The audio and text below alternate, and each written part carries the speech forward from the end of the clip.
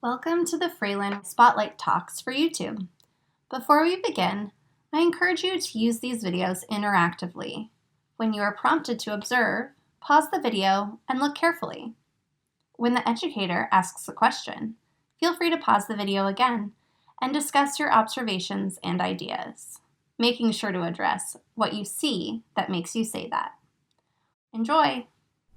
Let's begin by closely looking at Fever Bark Tree, a painting by artist Miguel Covarrubias. Start by looking at the bottom edge of the painting, and then slowly move upwards. Let your eyes follow the shape of the leaves and the branches. Take note of the colors, shapes, and patterns you see.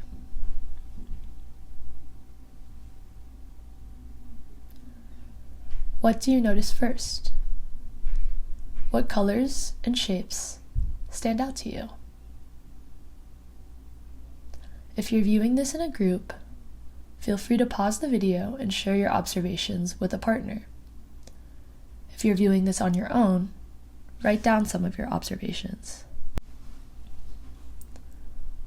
Now, let's take a look at a small section of the painting more closely. Try to focus in on one specific point. Pick a leaf, plant, maybe part of the arms, or even one of the trees further in the distance. What new details do you notice when looking closer? What do you notice about the texture of the painting? What do you notice about the marks that the artist, Miguel Covarrubias, made?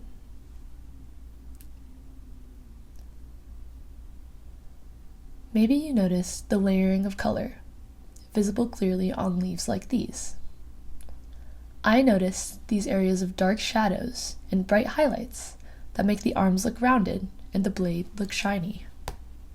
Covarrubias used a type of paint called gouache, a water-based paint with very high levels of pigment.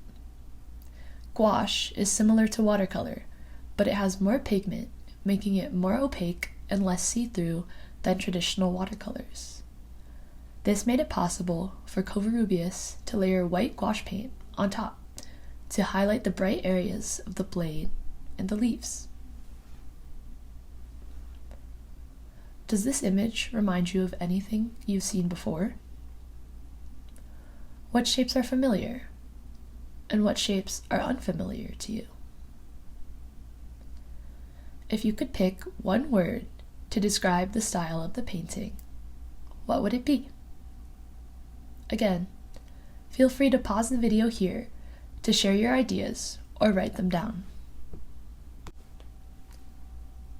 Now that we've discussed what we notice, I'd like us to think about the possible story behind this specific artwork. What might be going on here? What kind of environment might this be in? Why might someone be cutting this tree? This painting is named after the type of tree featured, the fever tree, which is native to Peru. The bark of the fever tree contains a chemical called quinine, which is used to combat the mosquito-borne disease, malaria. The fever tree is known scientifically as Cinchona officinalis, named after the Spanish Countess of Cinchon. It is believed that the Countess was healed by the fever bark whilst living in Peru, and she later introduced the plant to Europe. This painting originally served as the cover of a book titled The Fever Bark Tree, The Pageant of Quinine, by M.L. Duran-Reynals, published in 1946. Duran-Reynals' book details the history of quinine. She tracks the progression of quinine's public use in an accessible, story-like fashion. The book cover is one of many illustrations that Miguel Covarrubias created for other writers. Covarrubias was born in Mexico City in 1904 and died in 1957. He was not only a painter, but also a cartoonist, an anthropologist, and a world traveler. He became well known for his caricatures of famous figures, published in magazines like Vanity Fair and Vogue. By 1924, at the age of 20, he already had his first series of portraits published in Vanity Fair. His work continued to be published throughout his long career, as this cartoon was published in 1940. While he wrote a few books of his own, he often illustrated artwork for other writers, as he did with Fever Tree. His artwork was informed by his interest in other cultures and in traveling the world. He studied anthropology and early ancient cultures, and was especially interested in the pre-Hispanic era of his home country, Mexico.